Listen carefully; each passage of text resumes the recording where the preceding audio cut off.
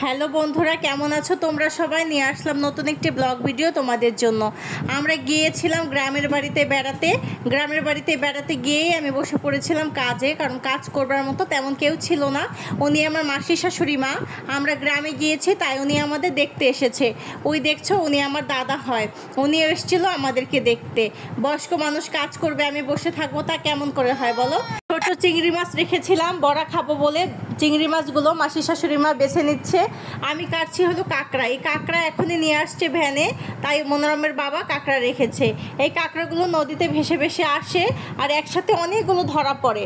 এখানে পাওয়া যায়, এগুলো কেজি নেয় 100 টাকা করে, 80 টাকা করে কেজি নেয়। আমরা 100 টাকা করে কেজি কিনেছি।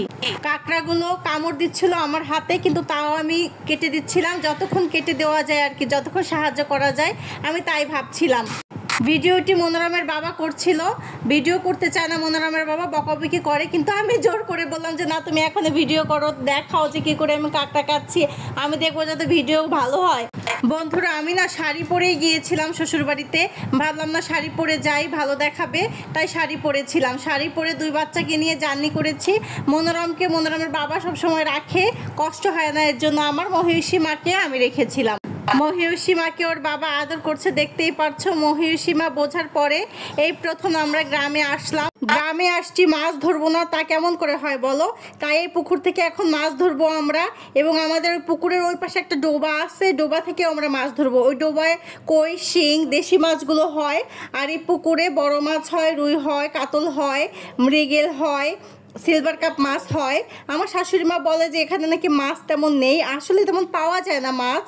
মাঝখানে থাকে, কিন্তু মাঝখানে গিয়ে তো ওরকম জাল ফেলা যায় না। গ্রামের গিয়ে যদি কেউ মাছ না ধরো তাহলে অনেক বড় মিস করে ফেলেছো তোমরা। আমরা গ্রামের বাড়িতে গিয়ে সবসময় পুকুর থেকে মাছ ধরি, এই ডোবা থেকে মাছ ধরি। ডোবায় কিন্তু অনেক মাছ হয়, বুঝতে পেরেছো? কই মাছ, শিং মাছ, টাকি মাছ, এই ধরনের মাছ অনেক হয়। খোলা জায়গা পেয়ে মহিষীমা দৌড়াদৌড়ি করছে, দেখতে পাচ্ছ। আমরা এখন চলে যাব ডোবার ভিতরে মাছ ধরতে। মাসিমা শাক তুলছে, এই শাক হলো হেলেঞ্চা শাক, তোমরা অনেকে চেনো। দেখতে পাচ্ছ ডোবার ভিতরে মাছ ধরছে, সকাল থেকে পানি ফেলে দেওয়া হয়েছে এই ডোবা থেকে।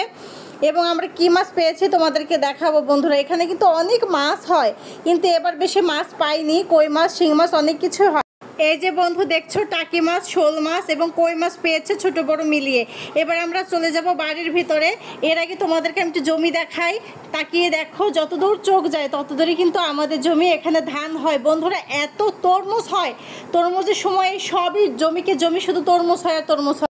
সারাদিনের ক্লান্তি শেষে আমরা এসেছি এখন ঘরে।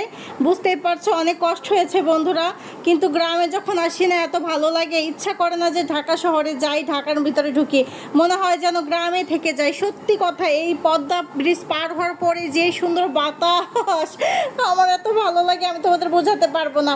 মহিষীমা কত মজা করছে, দেখতেই পারছো। মহিষীমা এত উঁচু খাটে উঠতে পারছে না, কান্না করছে, বলছে আমাকে উঠিয়ে নাও। বন্ধুরা, ভিডিওটি ভালো লাগলে সাবস্ক্রাইব করো। তোমরা কিন্তু অনেকেই ভিডিও দেখো কিন্তু সাবস্ক্রাইব করো না, আমার ভীষণ খারাপ লাগে বন্ধুরা। অনেক ভালো থেকো সবাই, লাভ ইউ অল।